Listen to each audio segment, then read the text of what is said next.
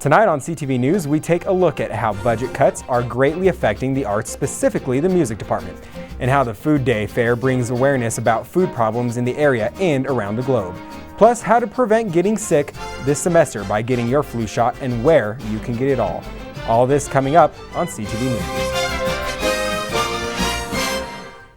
Good evening, everyone. I'm Anna Ald with Dylan Thomas. Hope you had a wonderful week. A new contracting update regarding the new CSU football stadium was announced today. That's right, Anna. A contractor was chosen earlier today to start the new $226.5 million CSU stadium. Mortenson Construction will be the lead contractor in this project. The university is in a phase right now working with contractors, engineers, and architects to make a financial plan and design. However, Mortenson is in a state of limbo waiting for the university governing board to approve the stadium construction before construction can begin. The CSU Board of Governors has yet to approve the stadium construction. Budget cuts in education create serious consequences for the arts. With the current Fort Collins ballot asking for votes on education taxes, CSU's music department had a lot to say. CTV reporter Kelsey Peterson takes a closer look.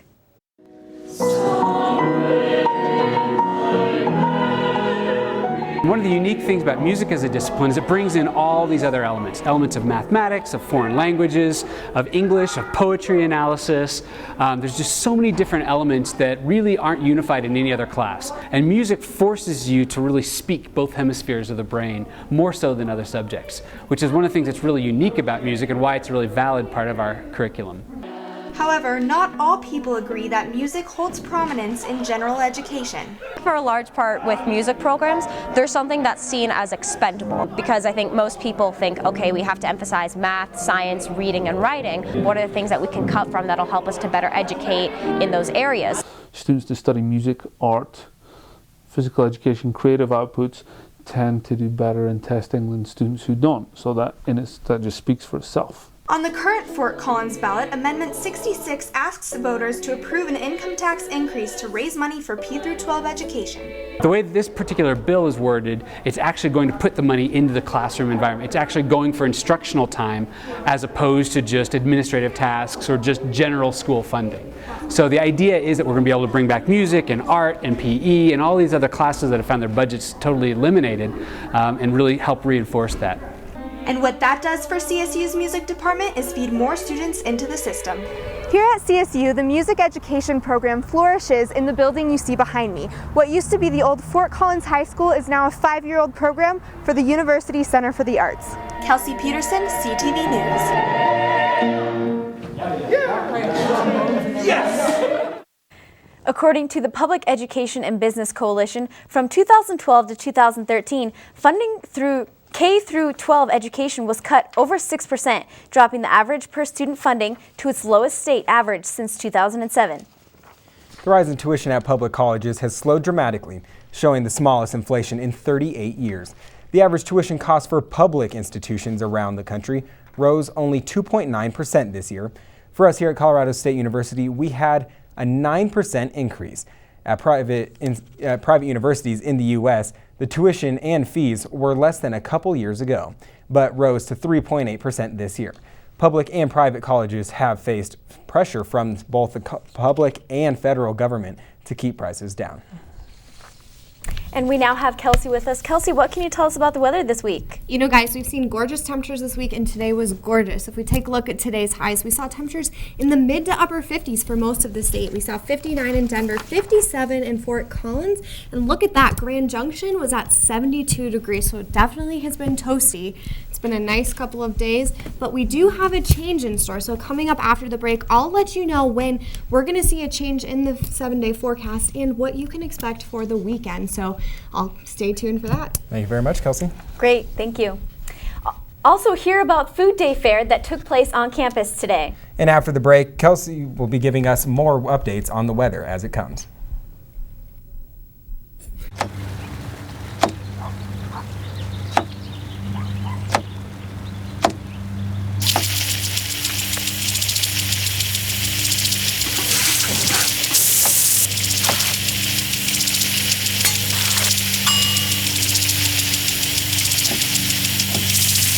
Clean kitchen surfaces, utensils, and hands with soapy water. 1 in 6 Americans will get sick from food poisoning this year. Keep your family safer. Check your steps at foodsafety.gov.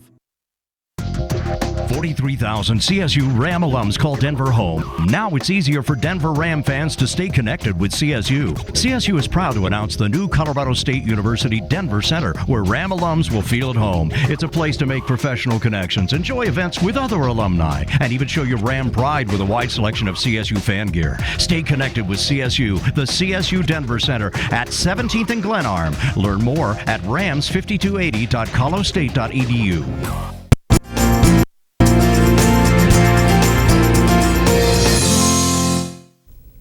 Welcome back to CTV News on this Thursday night. I'm Kelsey McAllister with your weather update. Currently, we're looking at cooler temperatures after a mild day today. Temperatures are sticking around in the 40s, 47 degrees with no wind chill, so it's actually relatively mild outside. But tonight, temperatures are going to dip down and get really pretty chilly. We'll see temperatures in the 30s for most of the state, 33 in Denver, 31 in Fort Collins. In Colorado Springs, you'll be looking at 36 degrees.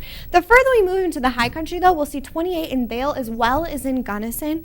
In Grand Junction, you're looking at 44 degrees. Overall, it's going to be a mild night, but tomorrow we'll see some warm temperatures yet again. It'll be similar today. This should actually say it for tomorrow's highs, but Fort Collins will see 65 tomorrow, Denver 67, and 63 in Colorado Springs. So the I-25 corridor is going to be mild, mid to upper 60s for most of the area. The high country 49 in Vail and 56 degrees in Gunnison. And the western slope will see 60s for Grand Junction and Craig. And Telluride, you'll be a little bit cooler at 47 degrees. The 7-day forecast does show that we have a nice weekend ahead of us, but then some changes are in store. So Saturday will warm up a little bit into the mid 60s. With a partly cloudy skies, nothing too significant. Sunday will be a great day if you're headed to the Broncos game. Sunny skies and mild temperatures, but a small cold front moves in on Monday, bringing us a better chance for snow, 20% chance. And Tuesday, we have a 40% chance of storms and showers, of snow showers. And so it's definitely going to be cooler. And look at the high for that day, 37 degrees. So we got to bundle up for that day. Thanks, Kelsey. On Saturday, the Fort Collins Police Department is hosting Drug Take-Back Day. Fort Collins Law Enforcement and the U.S. Drug Enforcement Administration are giving the public the opportunity to properly dispose of unused, unneeded, or expired prescription medications between the times of 10 and 2. You can drop off your prescriptions at CSU's police station or at Fort Collins Police Services at 2221 South Timberline Road. The CSU School of Environmental Sustainability hosted an event on campus Thursday that helped raise awareness of various food issues in our world. CTV was there to see how the event helps both local and global food issues. In comparison to other cities, we have an abundance of community gardens. CSU Student Sustainability Group hosted Food Day 2013 today, an event that brought awareness to various food issues both local and globally. CSU's No Kid Hungry group was there. We wanted to spread word about childhood hunger in America. No Kid Hungry used the event to spread awareness and provide insight to hunger issues around the world. It's possible to end childhood hunger. It's all about spreading the word. Also in attendance was CSU's Horticulture Club, who was using the event to fundraise for educational trips. Trying to do a fundraising event for field trips, local field trips. Although the event provided an outlet for organizations to spread their message, the event organizers wanted students to walk away understanding one thing that will help all of Fort Collins. Local food is really easy to attain around this community. It's really easy to go to a grocery store or restaurants that use local food and support your local economy and your own health. According to event coordinators, they plan to keep this as a yearly event and hope that students can walk away with it with a broader understanding of the issues around the world considering food. Speaking about food, with the LSC still under construction, students are wondering where to eat. A food map has been put into effect to remedy this. CSU students Lehigh Rong has created a geospatial food map showing all the food trucks, coffee shops, and other grab-and-go foods available on campus. It is detailed into 5 categories, making it convenient for students to find just what they're in the mood for. Now, do you typically bring your lunch to campus now that the LSC shut down? I usually bring my lunch just to be safe. It's a more healthy option, I feel like. What do you do? Yeah, definitely. I usually ride back to my house for some food because here on campus you really have to go and search for the food since it's in different locations, and it can be a pretty pricey thing to do. Definitely. Yeah, awesome. Well, just after the break, we will remind you just how important getting your flu shot is, as well as how to avoid construction around Fort Collins next week.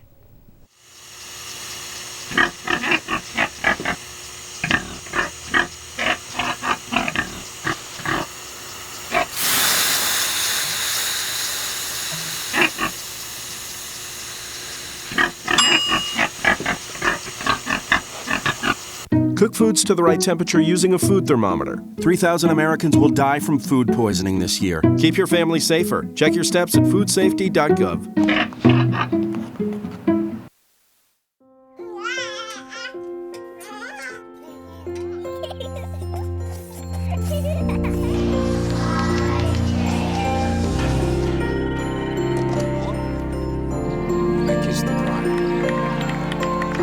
A full life, measured in seats, starts with the right ones early on. Car crashes are the #1 killer of children 1 through 13. Learn how to prevent deaths and injuries by using the right car seat for your child's age and size.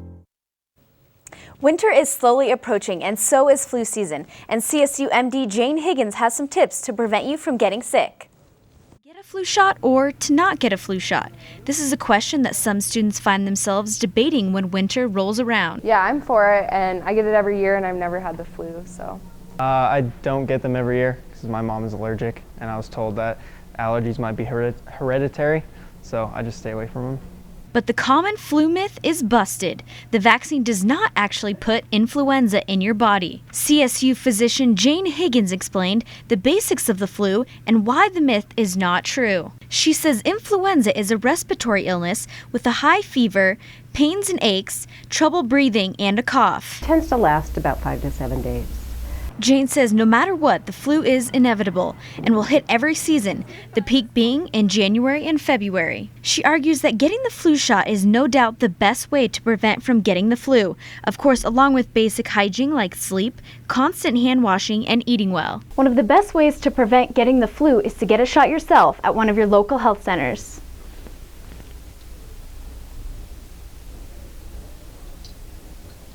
Just let your arm relax down at your side. Pinch. Jane says it's better to be proactive about the flu season and not reactive. They say they're not wonder drugs and they don't do that much for a normal healthy person. Cost about $110. Flu shot costs $20. Think about the savings if you prevent flu rather than try to treat it. However, if you are having symptoms, it can still be contagious. One thing to keep in mind is that it can be contagious for a day before a person gets any symptoms at all. So taking care of yourself, good hand washing, is always a good idea.